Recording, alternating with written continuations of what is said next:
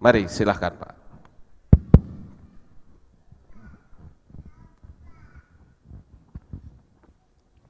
Mari Bapak Ibu kita berdoa dulu. Mari kita berdoa. Bapa kami Yahweh Elohim yang ada di Samayim, terpujilah namamu yang sudah menyertai kami, memberkati kami sepanjang minggu ini. Dan hari ini di tempat ini kami akan mendengarkan apa yang menjadi pesanmu kepada kami. Kami buka mata jantung kami supaya kami mengerti apa yang kau katakan kepada kami. Kami buka pikiran kami supaya kami tahu firman-Mu dengan baik. Dan berikan kepada kami hikmat dan pengertian yang benar supaya kami mengetahui kehendak Yahweh yang sempurna di dalam kehidupan kami. Terima kasih ya Bapa Yahweh Elohim, dalam Adonai Yeshua Hamasyah. Haleluya. Amin. Shalom. Bapak Ibu, apa yang saya bawakan masih berlanjut dari yang bulan lalu, tadi pagi dan hari ini. Malam ini kita akan belajar tentang saat makan. Saat makan ya. Mengapa makan selalu Alkitab mengajarkan? Kan ini sangat penting. Amin. Mari kita lihat itu kita baca dulu ayatnya ya. Di Yohanes pasal 13 ayat 1 sampai, nah kira-kira kurang lebih begini ya. Ini kalau konsep kita orang goyim. Kalau konsep goyim kan berbisik itu di telinga. Tapi Alkitab tidak bicara begitu. Dia lewat pintu, dan pintu adalah jantung. Dan kita sudah belajar tadi pagi ada mata jantung. Nah, jalur itu dipakai oleh Yahweh untuk berbicara. Setan juga memakai itu. Nanti kita akan lihat nanti di sini. Kita baca ayatnya dari Yohanes pasal 13 ayat 1 sampai 20. Kita akan baca bersama-sama ayat itu. Semua memakai Alkitab apa yang Bapak Ibu pegang sekarang? ILT? ILT. ILT? Ya. Oke, nanti saya tidak pegang Alkitab itu. Untuk dibaca bersama-sama saja. Ya, 1, 2, 3 dibaca bersama. 1 ayat Yohanes 13 ayat 1 sampai 20 dibaca bersama-sama. Dimulai 1, 2, 3. Dan sebelum perayaan Paskah, karena mengetahui bahwa waktunya telah tiba, agar dia dapat pergi dari dunia ini kepada Bapa, karena mengasihi orang-orang kepunyaannya yang ada di dunia. Maka Yeshua mengasihi mereka sampai akhir. Dan ketika berlangsungnya perjamuan malam, tatkala si Satan menebar benih ke dalam hati Yudas Iskariot, anak Simon, agar dia mengkhianati dia. Yeshua ketika mengetahui bahwa Bapa telah memberikan segala sesuatu ke dalam tangannya dan bahwa dia berasal dari Elohim dan kembali kepada Elohim, dia bangkit berdiri dari perjamuan itu dan menanggalkan jubahnya, dan sambil mengambil sehelai kain, dia bersiap diri. Kemudian dia menuangkan air ke dalam sebuah baskom, dan dia mulai membasuh kaki murid-murid itu dan menyekanya dengan kain yang telah dia persiapkan. Lalu dia datang kepada Simon Kefa dan dia bertanya kepadanya, "Tuhan, engkau membasuh kakiku?" Yeshua menjawab dan berkata kepadanya, "Apa yang sedang kulakukan engkau belum mengerti sekarang, namun engkau akan mengetahui setelah ini." Kefa berkata kepadanya, "Engkau sekali-kali tidak boleh membasuh kakiku sampai selamanya." Yeshua menjawab kepadanya, "Jika aku tidak membasuh engkau, engkau tidak mendapat bagian bersama aku." Simon Kefa berkata kepadanya, "Tuhan, jangan hanya kakiku saja, tetapi juga tangan dan kepala." Yesua berkata kepadanya, "Seorang yang sudah dimandikan tidak mempunyai keperluan selain membasuh kaki, tetapi dia sudah bersih seluruhnya. Dan kamu memang bersih, tetapi tidak semuanya. Sebab dia telah mengetahui siapa yang mengkhianati dirinya, karena itulah dia berkata, kamu itu tidak semuanya bersih. Oleh karena itu, setelah dia membasuh kaki mereka, dan dia telah mengenakan jubahnya, sambil duduk kembali, dia berkata kepada mereka, tahukah kamu apa yang telah kulakukan kepadamu? Kamu memanggil aku guru dan Tuhan, dan kamu berkata benar sebab akulah dia. Jika kemudian aku, guru dan Tuhan membasuh kakimu, maka kamu pun harus membasuh kaki seorang terhadap yang lain. Sebab aku telah memberi suatu teladan kepadamu, supaya sebagaimana aku telah berbuat kepadamu, kamu pun melakukannya. Sesungguh-sungguhnya aku berkata kepadamu, seorang hamba tidak lebih besar daripada tuannya, begitu pula seorang utusan tidak lebih besar daripadanya, orang yang mengutusnya. Jika kamu mengetahui hal-hal itu, berbahagialah kamu jika kamu melakukannya. Aku berbicara bukan mengenai kamu semuanya. Aku mengetahui siapa yang telah kupilih, tetapi supaya kitab suci dapat digenapi, orang yang makan roti bersama aku, ia telah mengangkat tumitnya melawan aku. Aku berkata kepadamu sejak sekarang, sebelum terjadi, supaya bila mana hal itu terjadi, kamu dapat percaya bahwa akulah dia. Sesungguh-sungguhnya aku berkata kepadamu, ia yang menerima siapapun juga yang aku utus, ia menerima aku, dan ia yang menerima aku, ia menerima dia yang mengutus aku. Amin. Ayat ini dilakukan menjelang penyaliban Yesua. Ada dua hal kalau kita melihat secara piktogram di sini sangat bagus Bapak Ibu. Pertama adalah tangan dan kaki.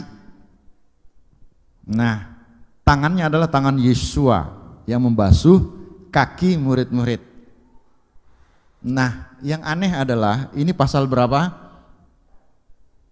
13. Yohanes ini pasal berapa? 13. 13. Tahukah Bapak Ibu bahwa piktogram 13 adalah apa? Yod, tangan, gimel apa? Kaki.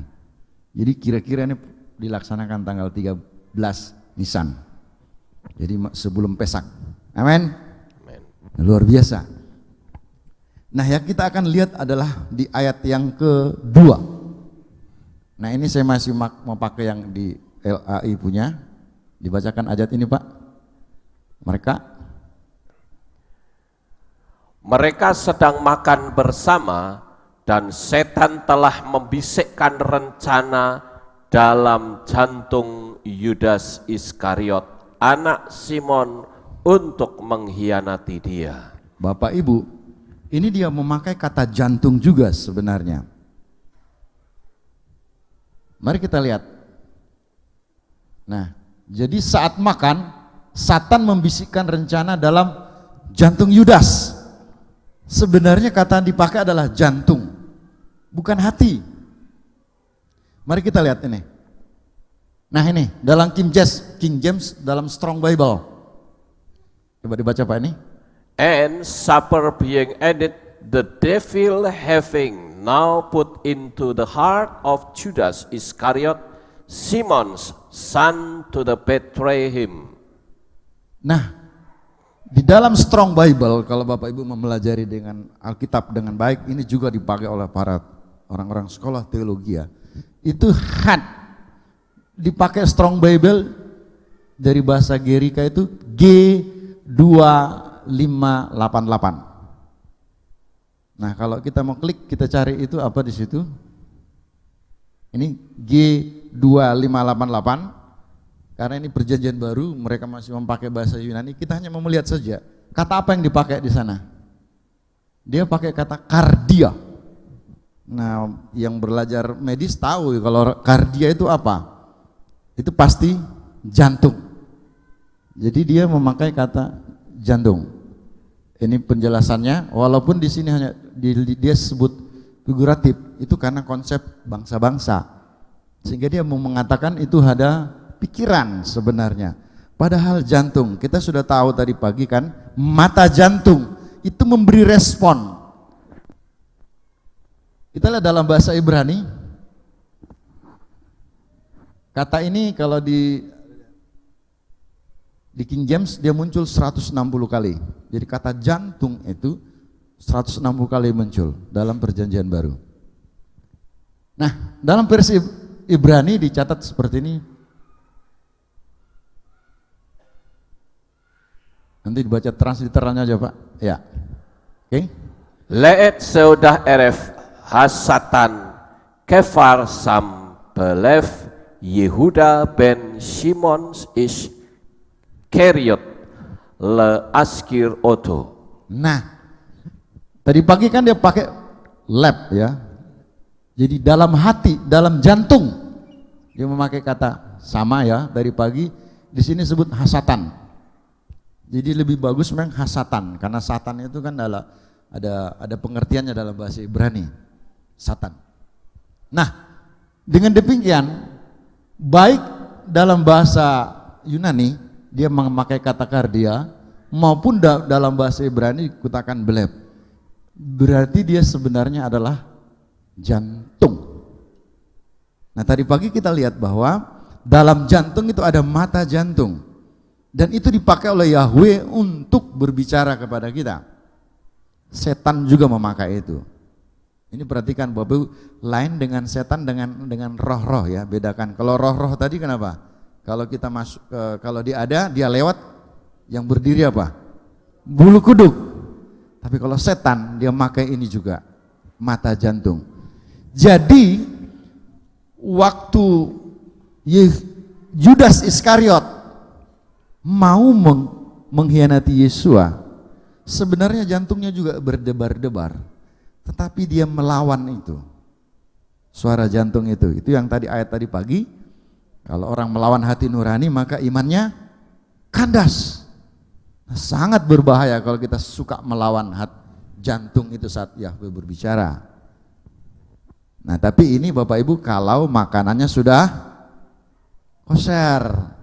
Kalau makanannya masih tame, ya jangan itu yang berbicara adalah penyakit. Nah, ini dia. Jadi sama-sama digunakan jantung. Jadi Satan membisikkan rencana dalam jantung Yudas saat sedang makan. Perhatikan ayat ini. Saat sedang makan. Kenapa dia tidak katakan Yudas lagi santai-santai duduk, lagi ngobrol terus dia datang.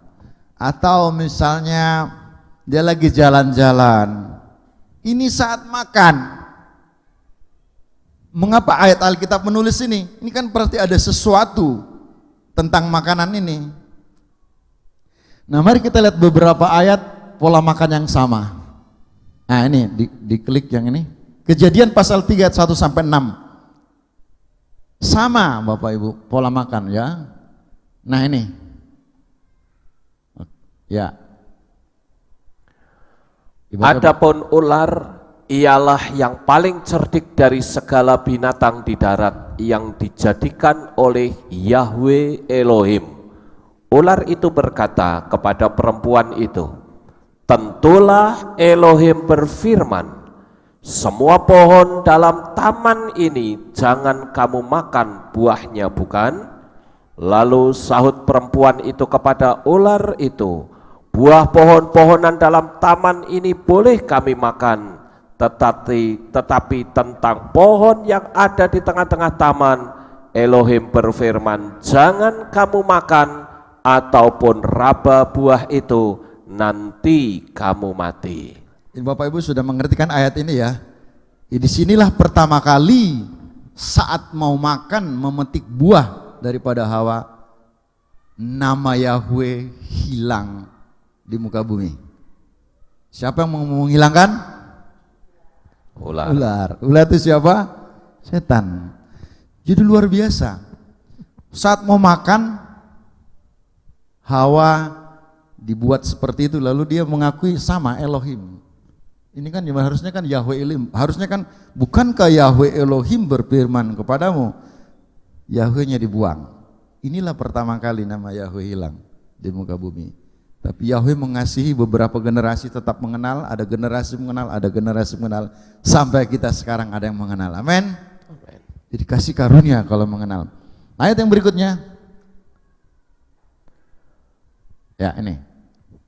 Tetapi ular itu berkata kepada perempuan itu, sekali-kali kamu tidak akan mati.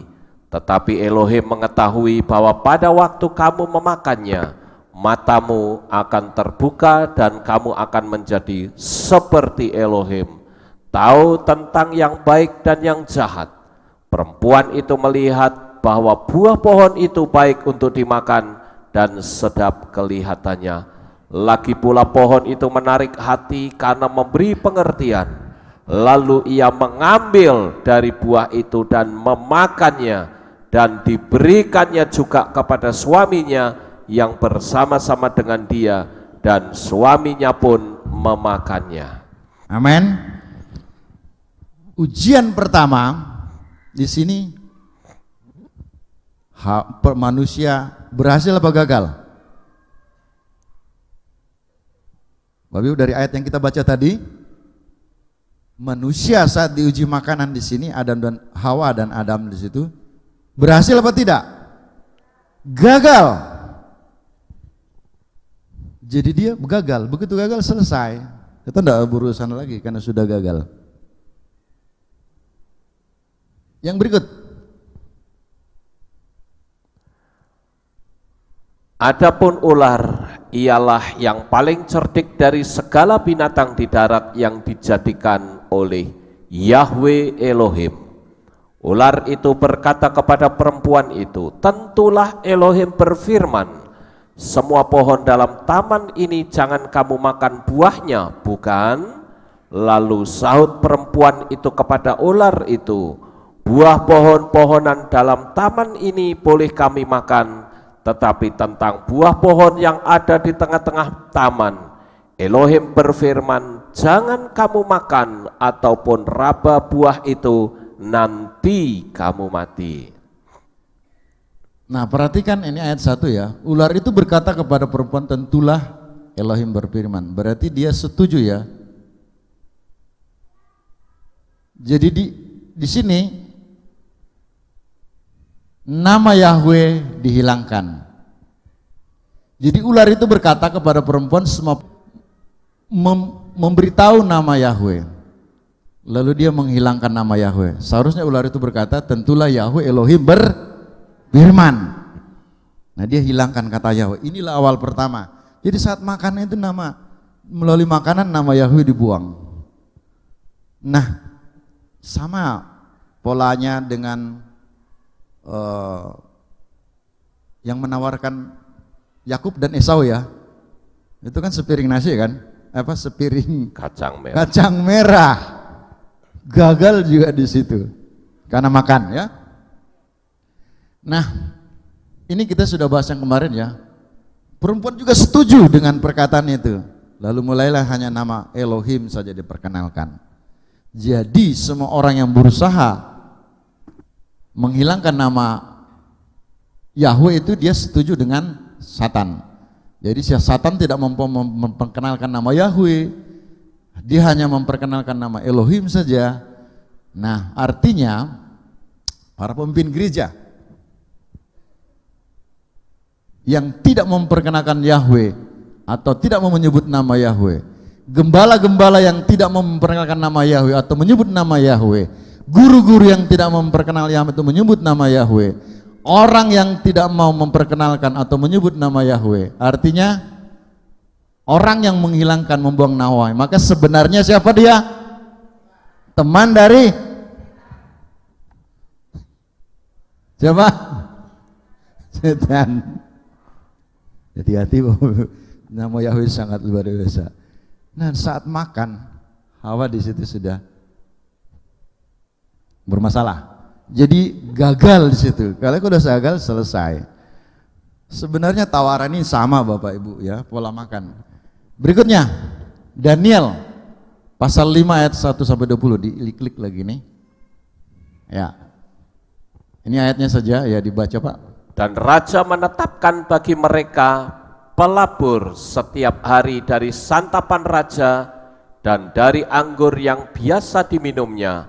Mereka harus dididik selama 3 tahun dan sesudah itu mereka harus bekerja kepada raja.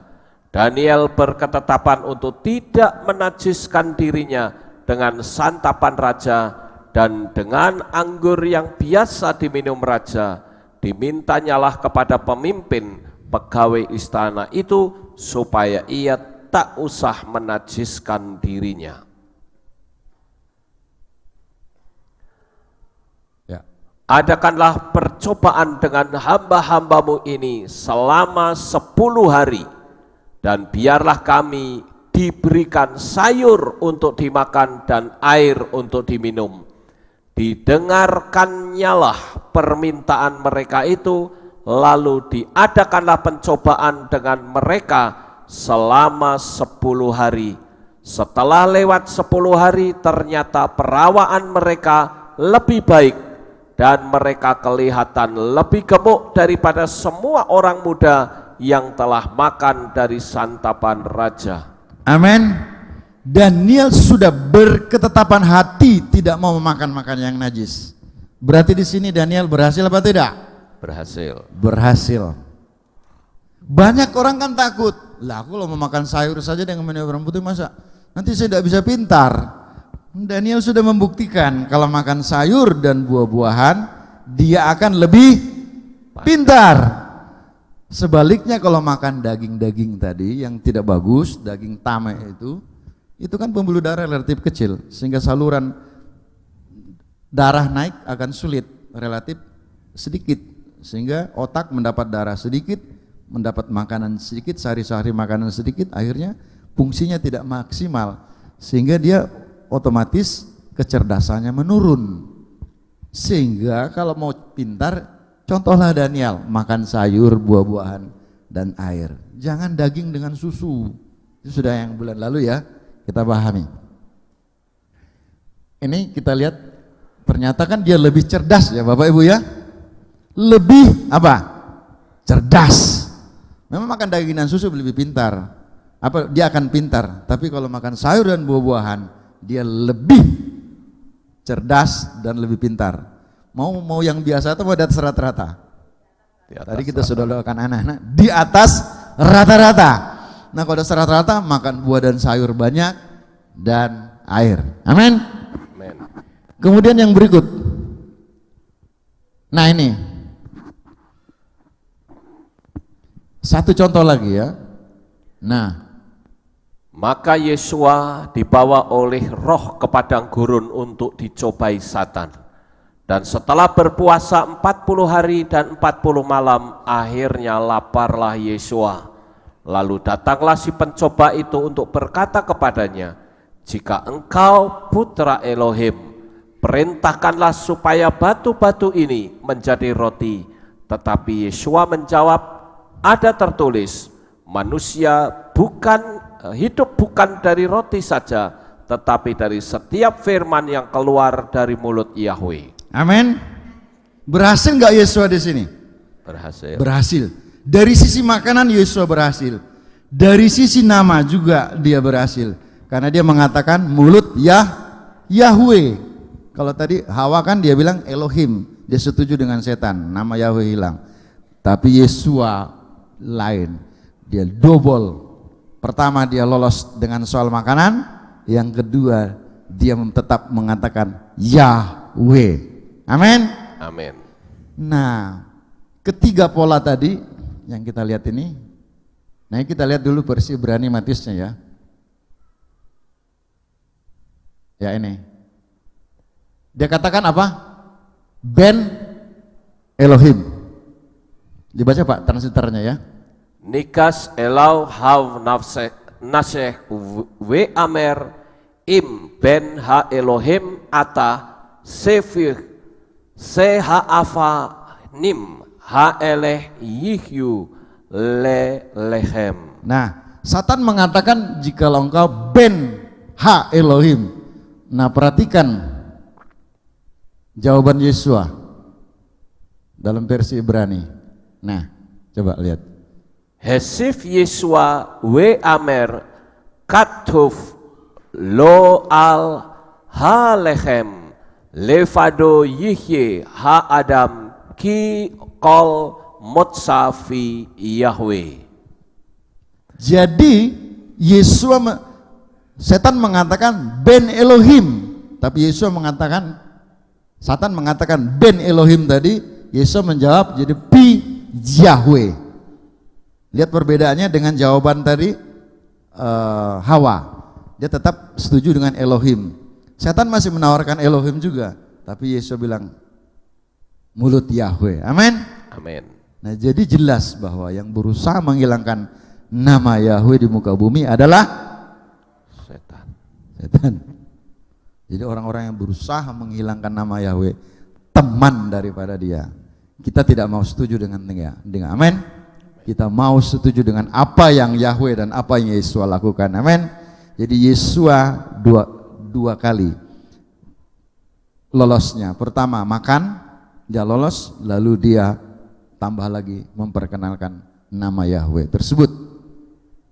Nah, kesimpulannya adalah begini. Satan tetap mengatakan anak Elohim.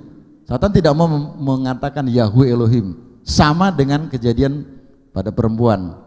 Tetapi Yesua menjawab dari mulut Yahweh. Jadi Yesua double keberhasilannya.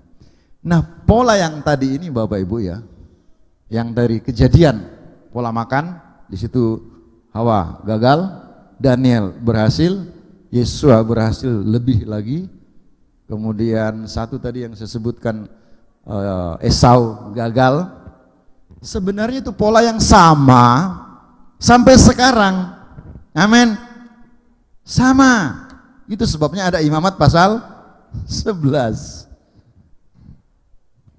Mengapa makanan dipakai? Karena ini peluangnya sangat besar ya. Artinya dari makanan ini adalah salah satu cara yang paling ampuh untuk menjatuhkan manusia. Sebab manusia makan minimal 2 kali per hari. Peluang setan setiap hari ada. Jadi dalam hal makanan dia sampai sekarang punya peluang yang sama.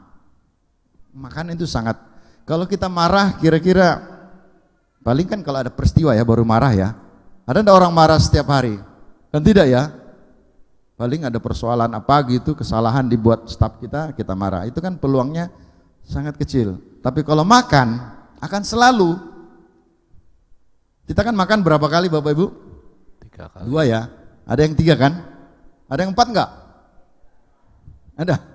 Ada yang 5? Yang 2, 3. Kemudian kalau minum kan banyak ya. Kalau minuman itu kan ditawarkan macam-macam. Yang tadi sekar dan tahor.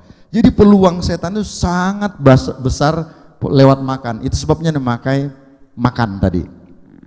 Nah, pertama dia akan memakan saat membuat menu makanan sehari-hari.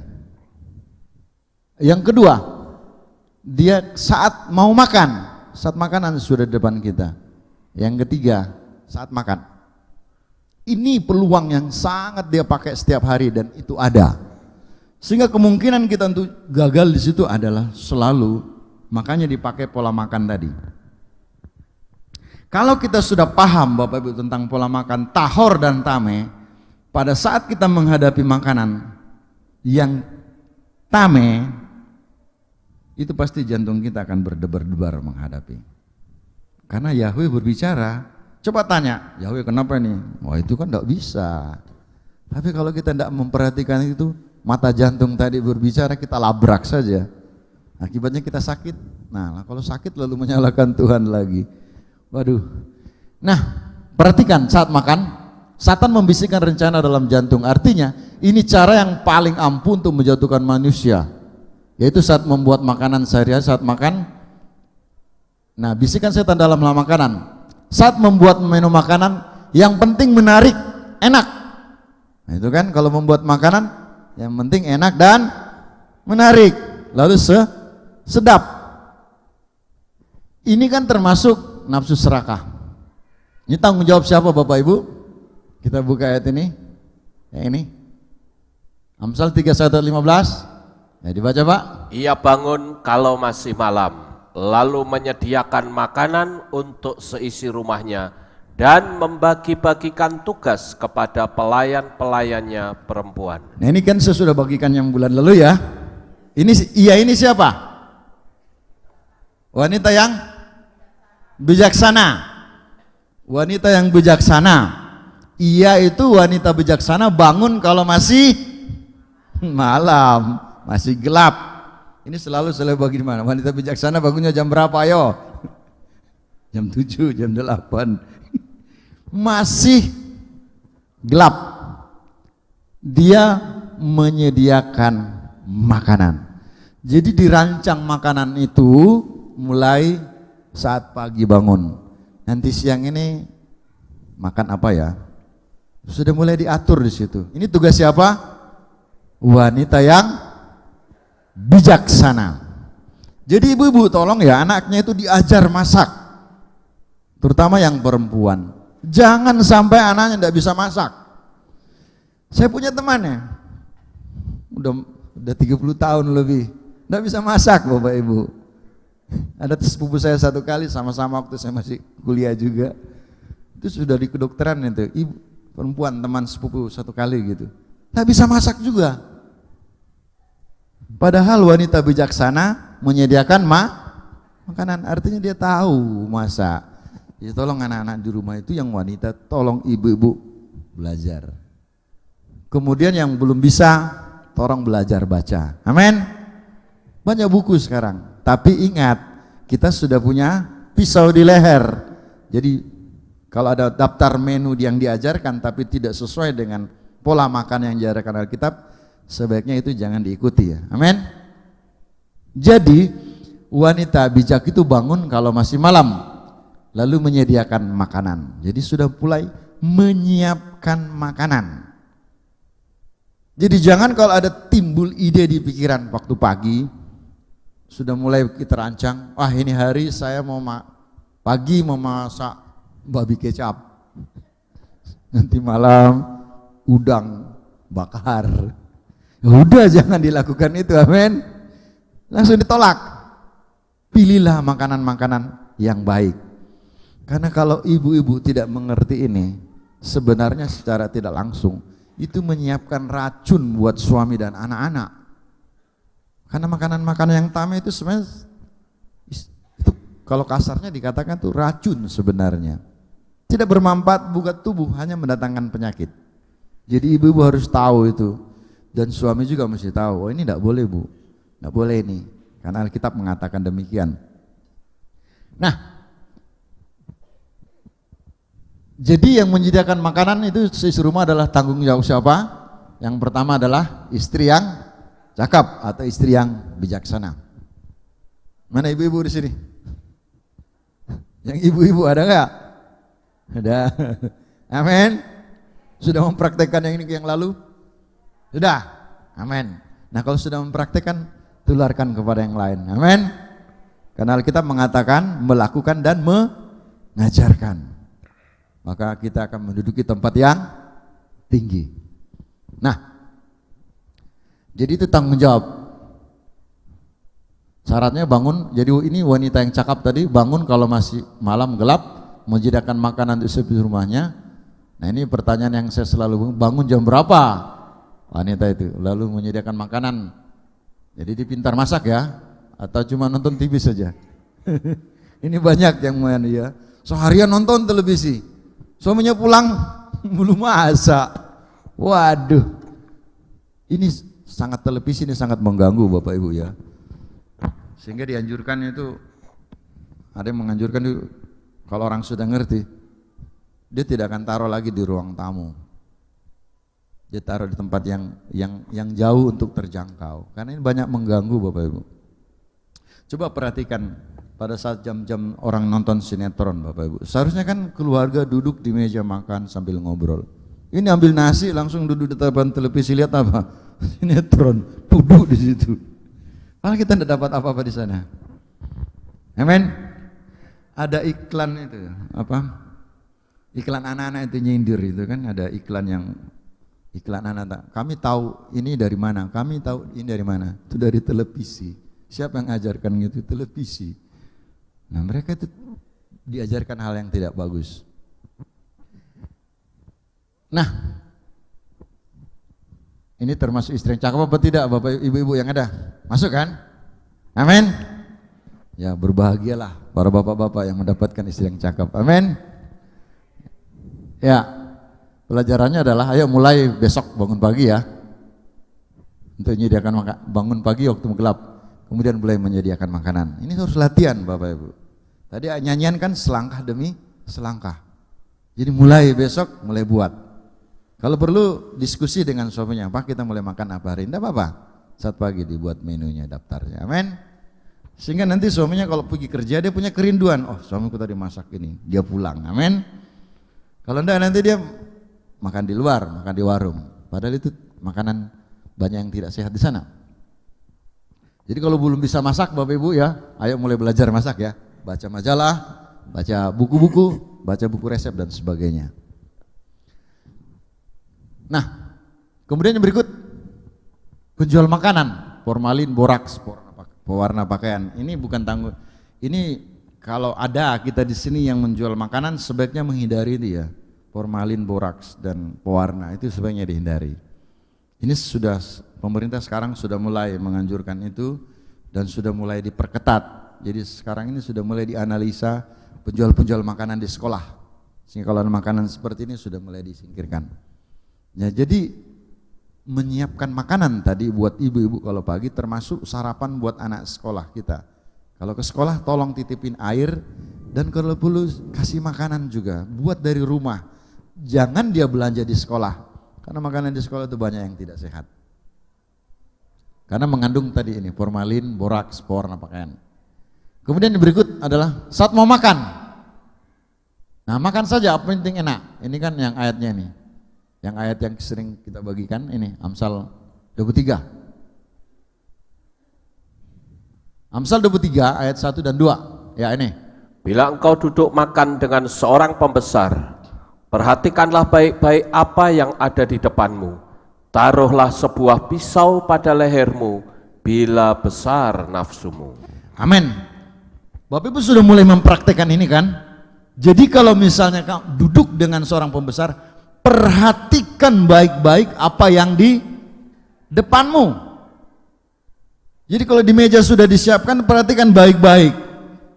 Nah, itu kan sudah tahu makanan tameh dan tahor. Perhatikan baik.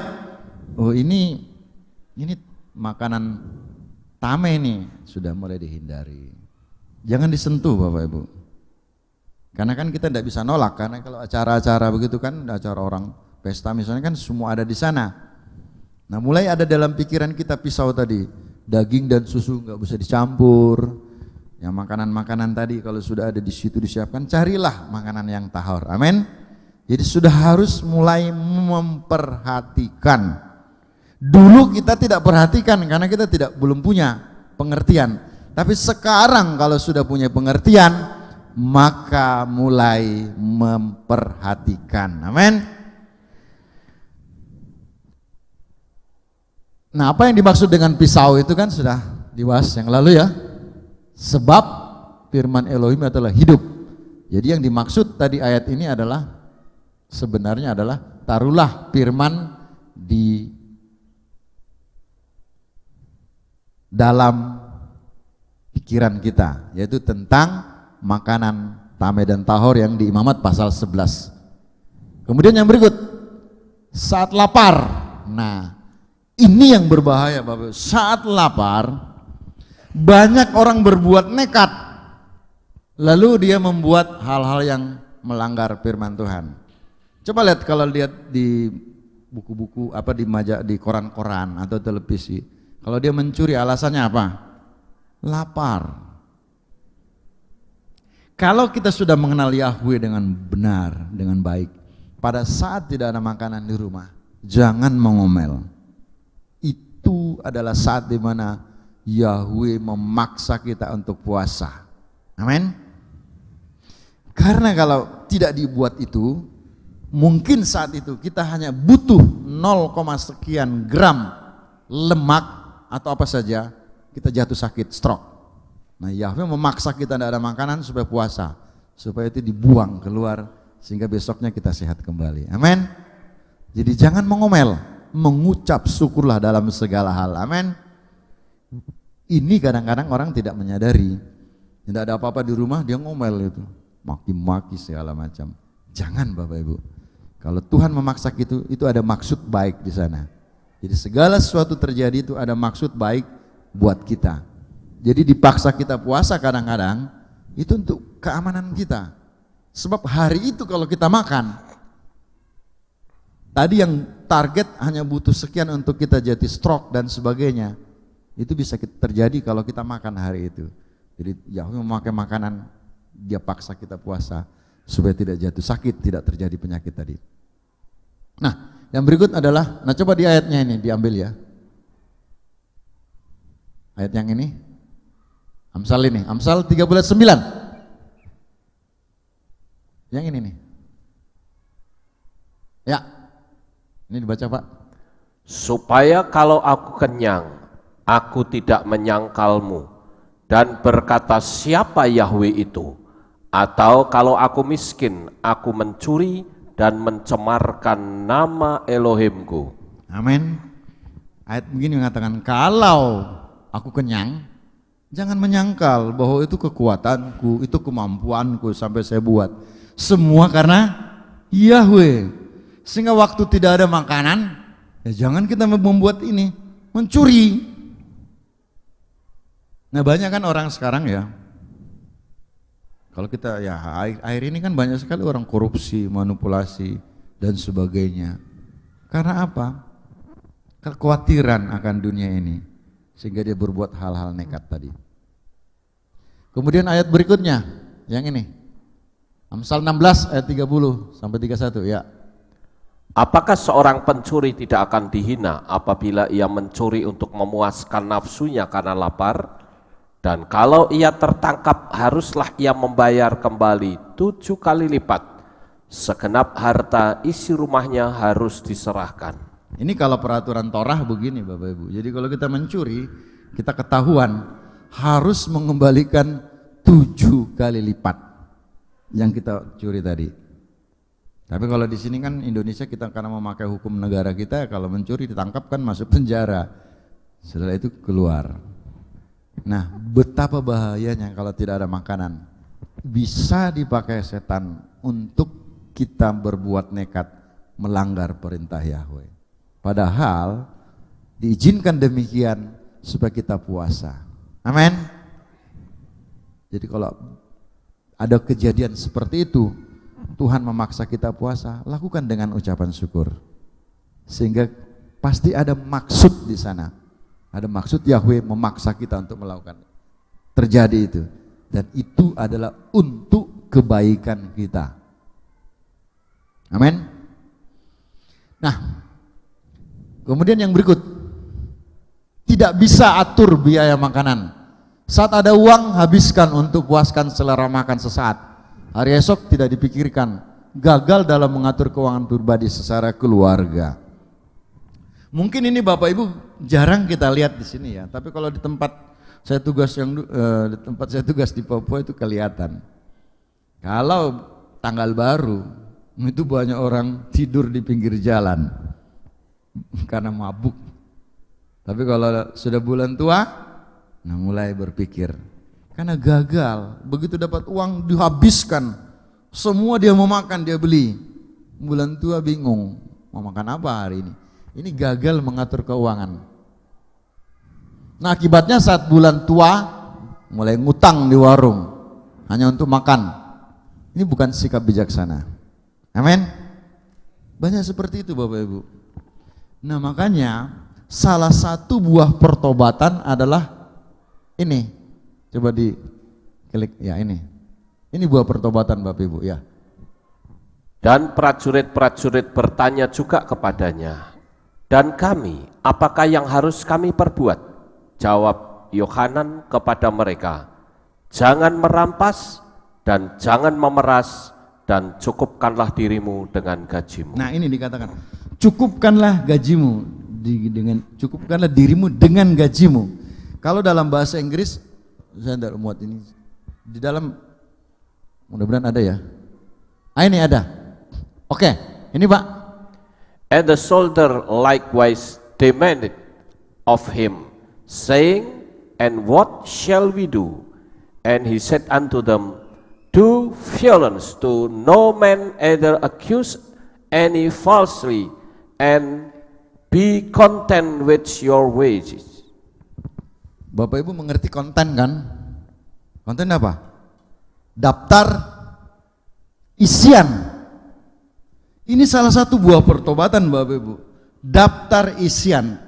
Jadi kita terima gaji bulan ini misalnya berapa gitu. 5 juta misalnya. Buat daftar isian 5 juta. Perpuluhan sekian. Persembahan kepada ini sekian.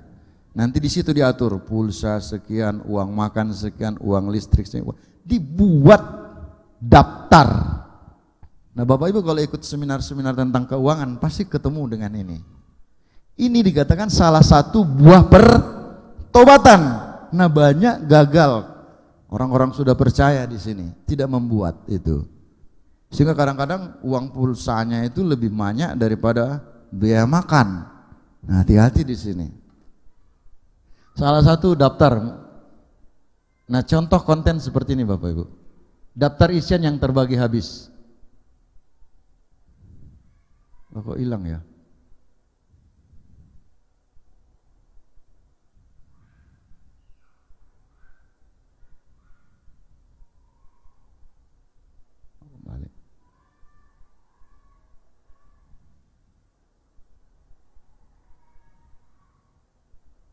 Coba diklik kembali tadi ini.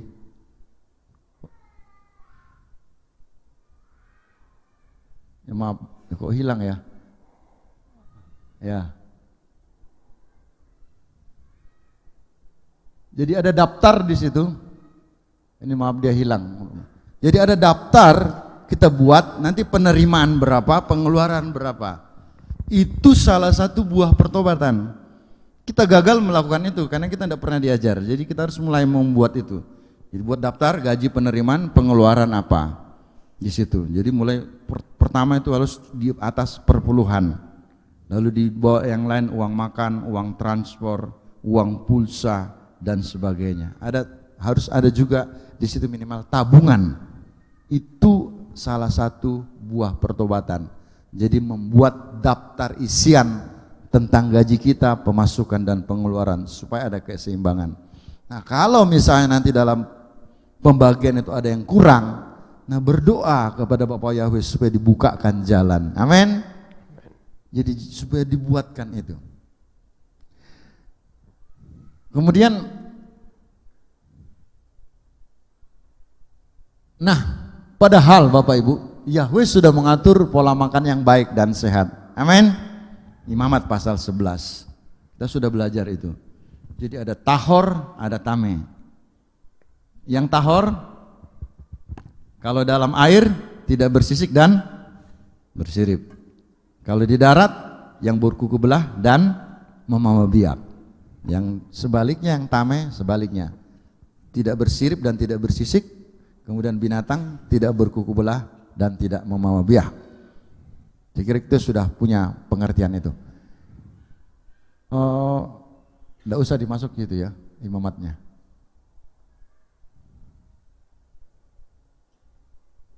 Yang jelas imamat 2 itu membagi tameh dan tahor. Kita sudah belajar itu ya. Nah sebenarnya Yahweh sudah memberi. Jadi kita tinggal apa? Karena Yahweh itu tahu, dia lebih pintar, dia lebih tahu dari ahli gizi, dari dokter, dari tabib. Amin.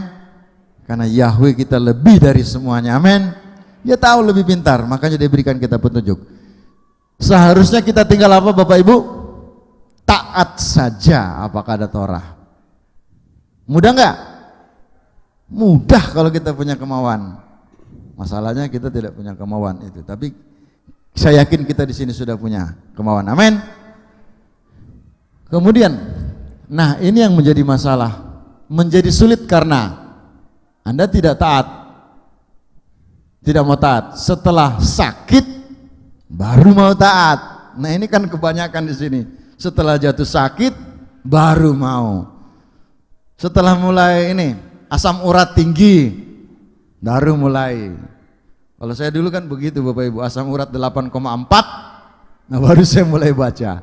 Tapi saya syukur karena dengan begitu saya mulai belajar kembali dan tahu. Tapi banyak orang kalau sudah terlambat, sudah mulai terbentuk kalus misalnya. Kalus itu kan serangan pada persendian ya. Sudah mulai jalannya sakit, bengkak di lutut dan di tumit dan di bagian lain, baru mulai taat. Tapi tidak terlambat. Yahweh memakai itu supaya kita kembali. Amin. Nah, yang berikut yang menjadi masalah apa? Tidak mau baca, pelajari Torah. Jadi kalau baca Imamat 11 dilompati. Tapi kita jangan seperti itu. Mau membaca, amin. Yang berikut, menganggap Torah sudah tidak berlaku lagi dan tidak penting lagi. Nah ini kan juga ada orang mengatakan, enggak penting, itu kan peraturan dulu. Padahal itu tetap berlaku. Beberapa tentang aturan makanan. Kemudian hanya ikut apa kata guru-guru, bukan apa kata Torah itu sendiri. Kemudian berikut adalah sudah punya konsep sendiri, diri sendiri yang dianggapnya benar. Jadi dia menganggap pola dia. Nah di sini problemnya memang Bapak Ibu. Kita sudah punya tradisi nenek moyang seperti itu, mengubahnya sulit. Tapi kalau kita mau melakukan firman akan mudah. Amin. Sama saya kan, tradisi saya kan tuak, makan babi dan sebagainya semua dimakan. Tapi kalau kita berani melawan pasti bisa. Amin. Karena Tuhan Yahweh akan memberi kita kemampuan. Kemudian tidak mau mendengar Torah, tidak mau lihat Torah, tidak mau membicarakan Torah. Itu yang disebut Torah fobia. Coba diklik ini, Torah fobia. Nah ini, orang Torah fobia seperti ini Bapak Ibu. Tidak mau dengar, tidak mau lihat, tidak mau membicarakan. Semua dia tutup. Bapak Ibu mau nggak membuka? Pasti mau kan? Kita mari membuka, mempelajari. Karena ada hal yang baik di sana. Termasuk kan daging dengan susu dihindari.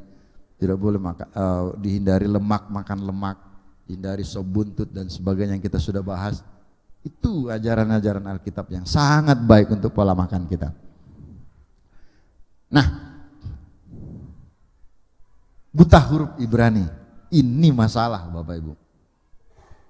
Nah jadi tidak bisa baca tulis huruf Ibrani atau bahasa Alkitab, termasuk para orang guru yang mengaku guru Alkitab, ahli-ahli Alkitab, sarjana teologi yang bergelar S1, S2, S3, bahkan profesor juga. Semua mereka buta huruf Ibrani. Mau mengajar apa dalam kondisi seperti itu? Dan mereka juga tidak mau merendahkan diri, mengakui bahwa huruf Ibrani, buta huruf Ibrani, lalu mengajarkan teori-teori. Kemarin saya jalan dengan teman kami ke Semarang, dia bilang dosen saya itu profesor bahasa Ibrani. Terus dia nyembah Yahweh enggak? Tidak. Bayangkan profesor bahasa Ibrani nyembahnya bukan Yahweh. Aneh toh? Lalu dia belajar apa sebenarnya dengan profesornya itu? Jangan kau beritahu dia, masa ilmunya segitu tinggi, masa nyembahnya masih nyembah Alibaba? Dia senyum-senyum saja, memberitahu dia. Nah, sehingga dia mengatakan begini, bahasa Ibrani itu tidak penting. Padahal bahasa Ibrani bahasa sangat penting. Yesua waktu di Samayim berbicara kepada Saul, dia pakai bahasa apa? Pakai bahasa Yunani? Tidak. Bahasa apa? Alkitab menulis Saul bersaksi, aku mendengar suara dari Samayim kepadaku berbicara dalam bahasa Ibrani. Berarti bahasa Ibrani penting. Yang pertama. Yang kedua, kalau Yesua memakai bahasa Ibrani dari Samayim, berarti yang di sana dipakai bahasa apa? Ibrani. Bahasa Ibrani, Bapak Ibu. Nanti yang lain aku nggak tahu. Nah, bagaimana nanti kalau saya tidak tahu? Ya nanti kan kalau kita sudah menghadap di sana, itu kan dosa itu yang membatasi pengetahuan, Bapak Ibu. Kalau kita sudah dalam kemuliaan, nggak ada lagi batas. Contohnya, waktu Yesua dimuliakan bersama dengan Kefa dan Yohanan, yang 3 murid naik bersama-sama. Dia lalu melihat Yesua bersama siapa? Mose sama Elia. Dari mana tahu Kefa itu adalah Elia? Dari mana dia tahu itu adalah Mose? Padahal jaraknya ada berapa ribu tahun itu? Kira-kira 3.000 tahun. Kok dia tahu? Loh, itu Mose, itu Elia. Dari mana dia tahu? Karena dia berada dalam kemuliaan Yahweh. Amin. Jadi nanti kalau kita berada dalam kemuliaan Yahweh, kita tahu, oh ini Adam, oh ini Musa. Amin. Karena tidak ada yang membatasi kita lagi.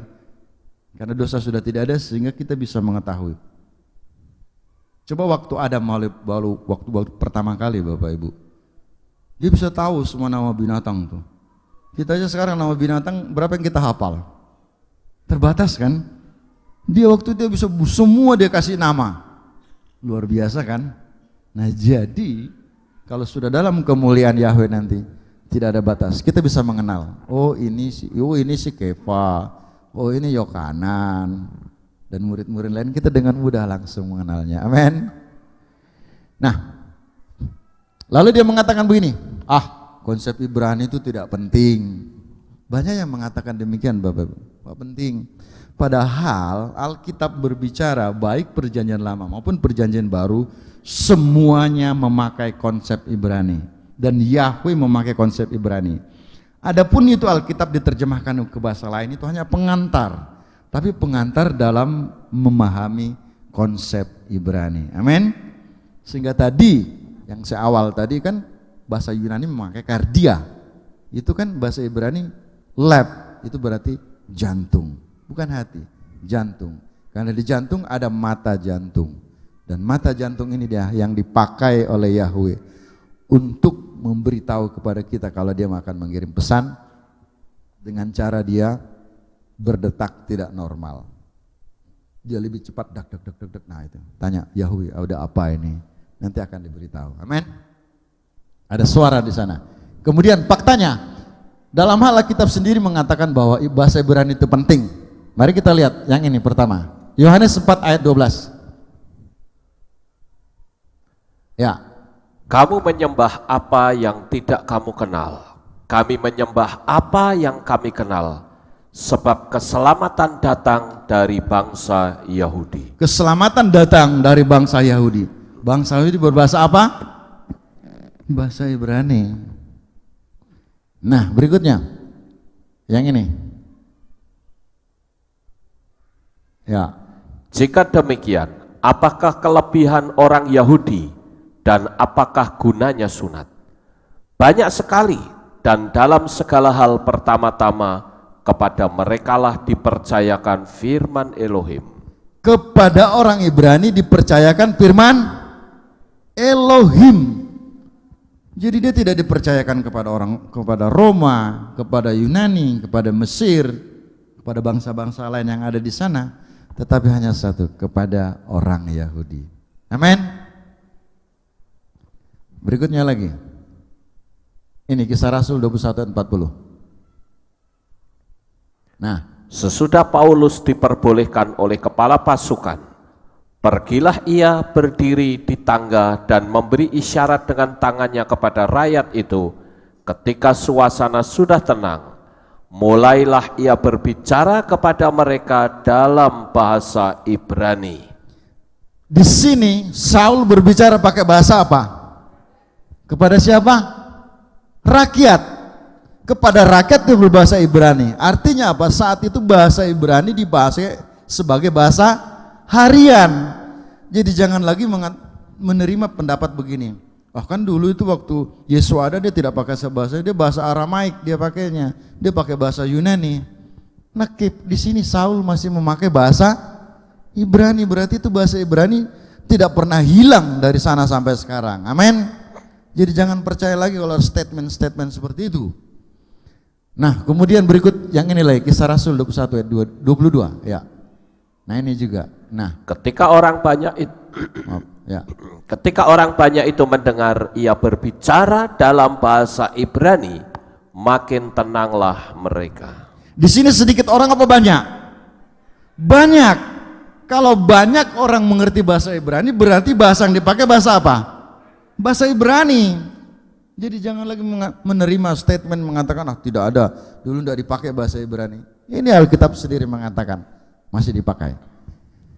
Kemudian yang ini lagi, yang tadi ini, ya, Kisah Rasul 26 ayat 12 sampai 15. Nah ini. Dan ya. Dalam keadaan demikian, ketika aku dengan kuasa penuh dan tugas dari imam-imam kepala sedang dalam perjalanan ke Damsyik, tiba-tiba ya Raja Agripa, pada tengah hari bolong aku melihat di tengah jalan itu cahaya yang lebih terang daripada cahaya matahari turun dari langit meliputi aku dan teman-teman seperjalananku. Kami semua rebah ke tanah dan aku mendengar suatu suara yang mengatakan kepadaku dalam bahasa Ibrani, Saul, Saul, mengapa engkau menganiaya aku? Sukar bagimu menendang kegalah rangsang. Tetapi aku menjawab, siapa engkau Tuhan? Kata Tuhan, akulah Yesua yang kau aniaya itu. Kalau Bapak Ibu baca dalam bahasa terjemahan kita yang lama disebut akulah us di situ. Mana mungkin bahasa Ibrani pakai us? Harusnya begini ya, akulah Yesua, ani Yesua. Karena dia memakainya bahasa Ibrani. Nah, dari Samayim Yesua berbahasa Ibrani sampai dia tidak mengenting. Banyak orang menyangkal itu karena mereka tidak mengerti tentang makna Kanukah. Kanukah itu dirayakan pada tanggal 25 Tevet dirayakan. Itu tanda perlawanan orang Yahudi kepada Yunani di hari Kanukah itu. Nah, makanya hari Kanukah itu menyalakan lilinnya ada 9, satu di tengah 8. Karena waktu dia menang, waktu itu kan Yerusalem dinajiskan oleh tentara Roma, dimasukkan darah babi dan sebagainya. Lalu mereka membersihkan, lalu mereka mendapati menorah yang dinyalakan harian itu. Lalu dia menyalakan, lalu ternyata minyaknya sisa sedikit dan mereka memperkirakan 1 hari habis. Karena untuk membuat minyak itu perlu 8 hari. Ternyata ajaib, minyak yang 1 hari itu bisa menyala 8 hari sampai minyak baru yang ada datang. Sehingga Kanukah bagi orang Yahudi dirayakan sebagai hari mujizat. 8 hari itu terjadi. Nah, sehingga dinyalakan 9 lampu lilin dinyalakan setiap Kanukah. Nah, makna daripada Kanukah adalah kemenangan atas orang Yahudi terhadap bangsa-bangsa. Hari itu dia kemenangan. Dan Yesua hadir di perayaan itu, di perayaan Kanukah. Jadi ada kalau baca Alkitab saat pentahbisan bait suci, Yesua hadir di sana. Jadi dia setuju. Sehingga tidak heran waktu dari Samayim dia masih berbicara kepada orang, kepada Saul dalam bahasa Ibrani. Karena bahasa Ibrani sangat penting. Amin. Nah, yang berikut, dalam kondisi seperti itu, mereka hanya akan mendapat remah-remah dari Torah. Bukan rotinya sebagai pokok inti makanan rohani yang mengajarkan remah-remah itu kepada jemaat. Ini yang dilakukan oleh Goyim yang mengesampingkan dan meremehkan Torah. Akibatnya para Goyim itu sendiri yang menjadi sumber penyesat. Jadi kalau kita mengabaikan Torah, yang kita dapat adalah cuma remah-remah. bukan rotinya. Contohnya tentang pola makan Bapak Ibu. Kalau kita tidak mengerti itu kan kita dapat remah-remah, akhirnya makanan kita makan semua kan. Itu sama dengan kita makan remah-remah. Akibatnya kan kita menjadi tidak sehat. Nah,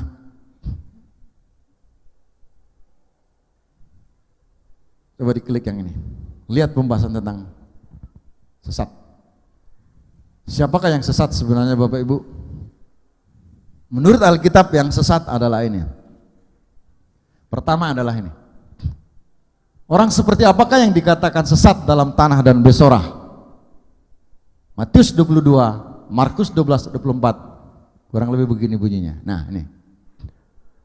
Jawab Yesus kepada mereka, kamu sesat justru karena kamu tidak mengerti kitab suci maupun kuasa Elohim. Jadi orang yang tidak sesat adalah yang tidak mengerti kitab suci. Bapak Ibu perhatikan konteks ini ya. Waktu Yesus mengatakan itu, kitab suci, apakah Injil sinoptik sudah ada? Matius, Markus, Lukas sudah ada? Belum. Belum. Berarti yang dimaksud kitab suci apa? Torah. Torah. Torah secara keseluruhannya, Torah. Kalau secara kelulusan Torah itu kan Tanak, Torah, Nepim, dan Ketupim. Jadi yang dimaksud kitab suci saat konteks itu adalah Torah. Nah dengan demikian Bapak Ibu, Yesus misalnya mengatakan kamu sesat karena kamu tidak mengerti kitab suci dan kuasa Elohim. Yang Yesus maksudkan kitab suci di sini adalah kitab suci yang mana? Atau kitab suci yang apa? Jelas bahwa, nah ingat, Injil sinoptik Matius, Markus, Lukas, Yohanes saat itu belum ada. Jadi jelas bahwa yang dimaksud Yesus kitab suci itu adalah Tanak, Torah, Nepim, Ketupim. Karena saat itu Injil sinoptik belum ada. Jadi orang yang tidak memahami kitab Tanak itu disebut apa? Sesat. Yesus mengatakan sesat. Nah, dengan demikian kita mengerti bahwa bagaimana kita bisa membaca Tanak dengan baik? Bagaimana belajarnya? Kita harus tahu bahasa Ibrani. Nah, tidak bisa baca dan tulis Ibrani. Berarti apa namanya? Buta huruf. Ibu-ibu yang siapa yang dimaksud buta huruf di sini? Ini sih tidak ada ayatnya, kita buka di Wahyu ya. Wahyu pasal 22 ayat yang ke-15. Wahyu pasal 22 ayat 15.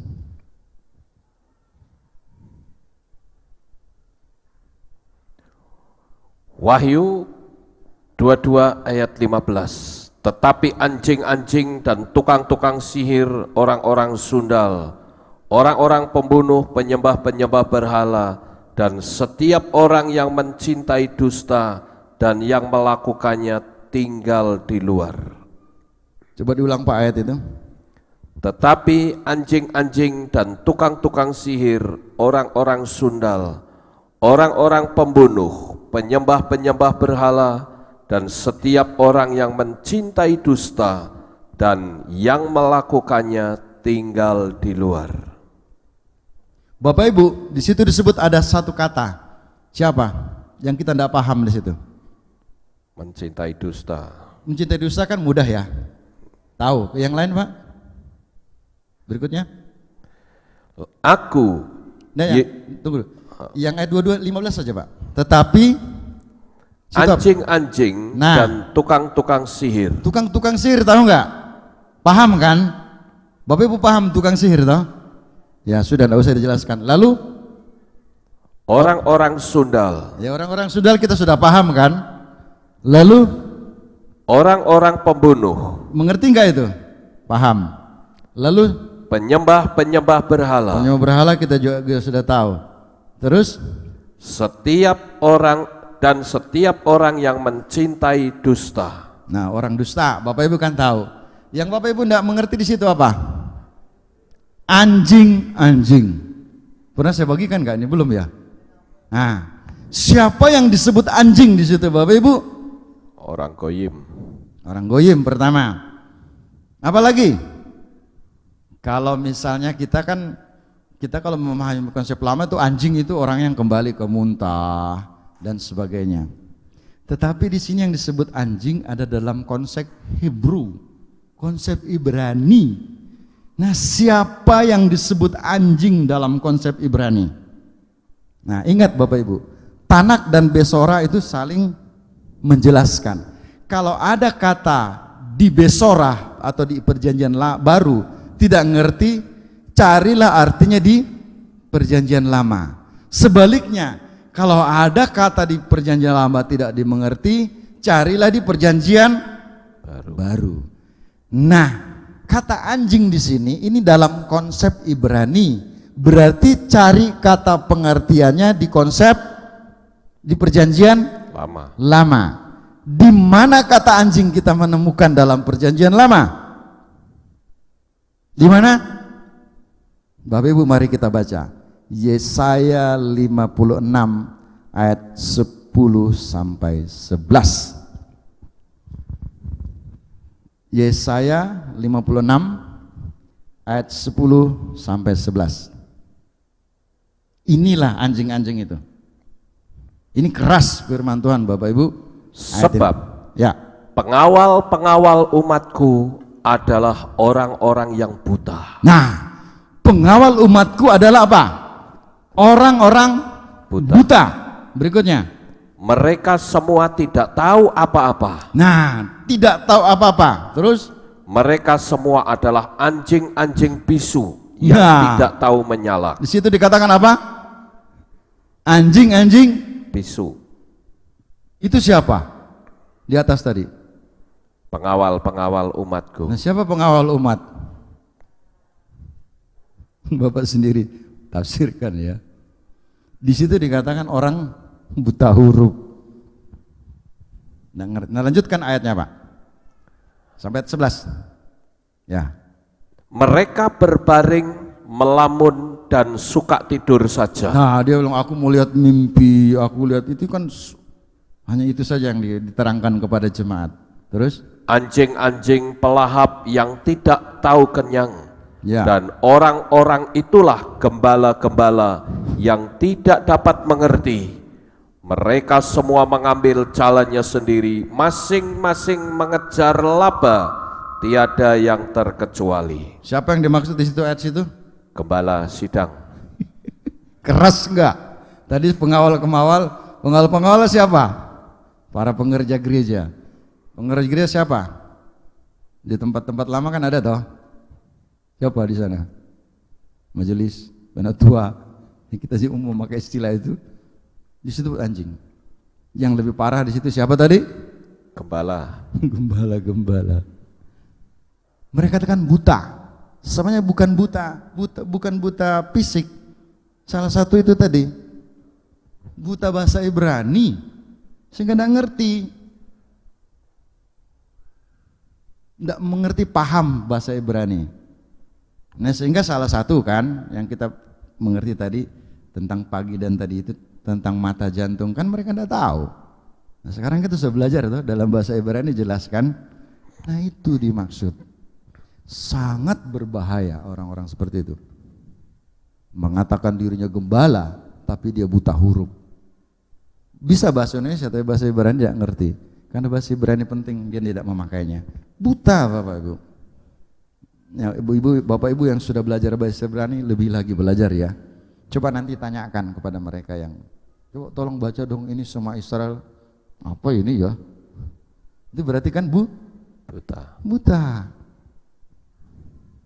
Saya pernah diskusi dengan orang-orang yang cukup terkenal, orang cukup berilmu gitu kan dalam teologi ya. Lalu saya buka Alkitab dalam bahasa Ibrani. Coba tolong dibaca ini deh. Nah, apa ini? Huruf apa ini? Nggak ngerti. Nah, berarti dia masuk apa? Buta. Nah, kalau dalam keadaan buta Bapak Ibu, nah ini hari begini teknologi sudah begitu maju, masih ada orang buta huruf. Waduh. Jangan Bapak Ibu. Amin. Amin. Nah, masihkah Anda mempercayakan iman kehidupan kekal Anda kepada guru-guru yang buta huruf atau sok tahu seperti itu? Mereka tidak mau belajar dan merendahkan diri dan mengakui bahwa ia buta huruf.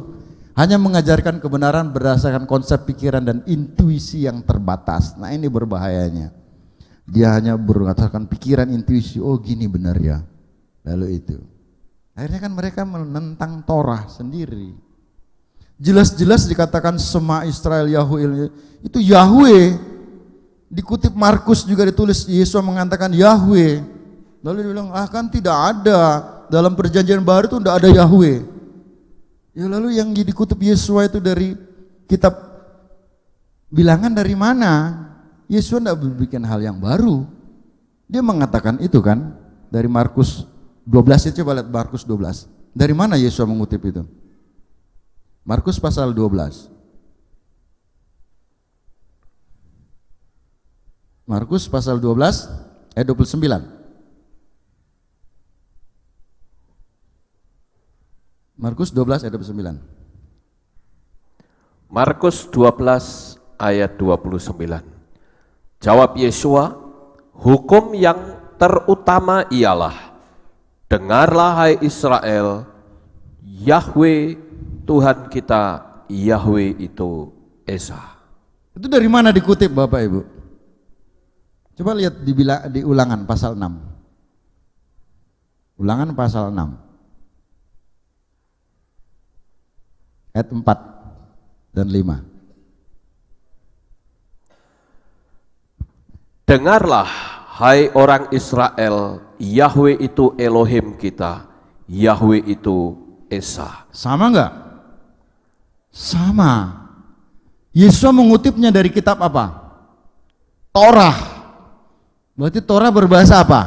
Ibrani. Ibrani. Berarti yang disebut di situ Yahweh Elohim, Yahweh Echad. Coba bayangkan Bapak Ibu, kalau kita buta, lalu dia bertahan di memakai Markus tadi. Markus bilang begini loh, tetapi itu dikutip dari mana? Dari Ulangan. Ulangan aslinya bahasa apa? Ibrani. Berarti dia pakai bahasa apa? Ibrani. Amin. Amin. Ada lagi mengatakan begini, kan itu kan hukum yang lain kan kasih salah sama manusia. Padahal itu kan dikutip juga dari Imamat ya. Imamat pasal 19 ayat 18 ya.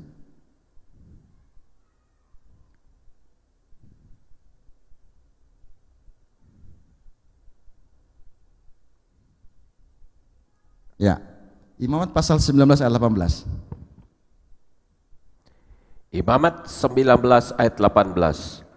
Engkau jangan membalas dendam dan menyimpannya atas keturunan bangsamu, dan engkau harus mengasihi sesamamu seperti dirimu sendiri. Akulah Yahweh. Jadi Yesus mengutip kasihlah sesamamu seperti di sini, dia diambil dari sini.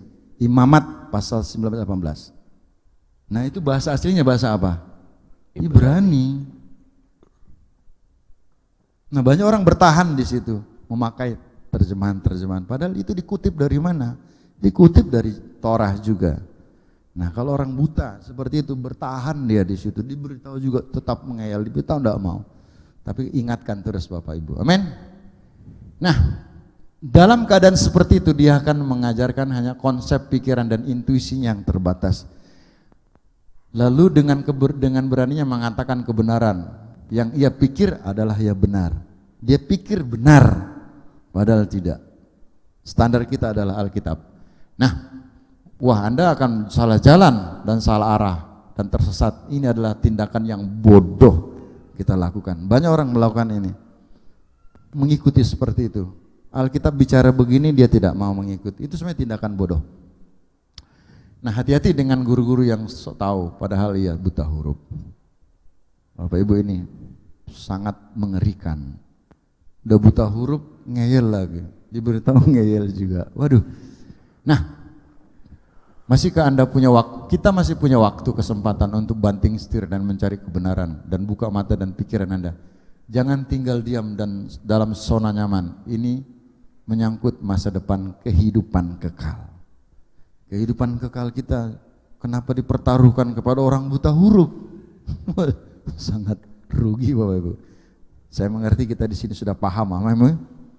Di sini gembala sudah bisa bahasa Ibrani dan dia akan ajarkan konsep itu kepada kita. Mari kita melakukan, amin. Jangan terpengaruh lagi dengan orang yang buta, karena dia hanya mengandalkan konsep pikirannya. Dia akan keluar dari konteks Alkitab yang sebenarnya. Nah, sekarang cari sampai bisa mengerti, jangan ikut apa kata orang, tetapi ikutlah apa kata firman dari sumber aslinya. Amsal 14 ayat 2, ini. Siapa berjalan dengan jujur, takut akan Yahweh, tetapi orang yang sesat jalannya menghina Yahweh. Jadi orang yang menghina Yahweh berarti apa? Sesat. Siapa yang sesat sebenarnya? Mereka yang menghina atau kita yang memuji? Menurut Alkitab, kita yang memuji Yahweh. Amin. Menghina itu artinya orang yang menghina nama Yahweh, memandang rendah. Itu hina, itu tidak penting nama Yahweh, tidak mau menyebutkan nama Yahweh, tidak mau mengejarkan nama Yahweh, membenci nama Yahweh, alergi nama Yahweh. Itu adalah orang sesat jalannya, teman dari ular. Jangan ikuti mereka. Amin. Keras peringatan firman Tuhan ini. Menghina nama Yahweh, sesat jalannya. Lah orang sesat jalannya ngapain kita mau ikut? Amin. Kita sudah berada di jalur yang benar, tetap setialah. Amin. Nah, jadi Bapak Ibu, kesimpulan kita dapat pertama, Satan membisikkan rencana dalam jantung kita dalam hal makanan. Sebab saat membuat menu makanan, saat mau makan, saat makanan, perhatikan dengan teliti bahan dasar makanan tersebut apakah sesuai dengan Alkitab, Torah, Nepim, Ketupim, dan Besorah. Perhatikan baik-baik apa yang di depanmu. Ini sangat keras firman Tuhan. Makanya tadi pagi bilang, jagalah jantungmu dengan segala kewaspadaan. Berarti tugas siapa itu? Kita. Yahweh suruh jagalah. Berarti bagian kita menjaga, mengawasi. Amin. Yang berikutnya adalah buatlah minum makanan dari bahan-bahan yang dianjurkan Tanak dan Besorah. Makanlah makanan yang dianjurkan Tanak dan Besorah. Kemudian tidak memahami Alkitab dalam konsep Ibrani hanya akan mengakibatkan distorsi dalam pemahaman dan melahirkan doktrin yang liar dan keliru. Ini yang banyak terjadi. Tidak paham pengertian Ibrani, membaca dengan konsep sendiri, keluar daripada konteksnya. Kemudian jangan ikuti orang yang sesat jalannya. Mau Bapak Ibu masih mau mengikut orang yang menghina Yahweh? Buat saya tidak mau. Dan kita semakin yakin tidak mau lagi. Amin. Amin. Jadi orang yang membenci Yahweh, menghina Yahweh, jangan ikut jalannya. Sebab Alkitab mengatakan dia sesat jalannya. Amin. Amin. Baik Bapak Ibu, Bapak Yahweh memberkati kita semua. Haleluya. Mari kita berdoa.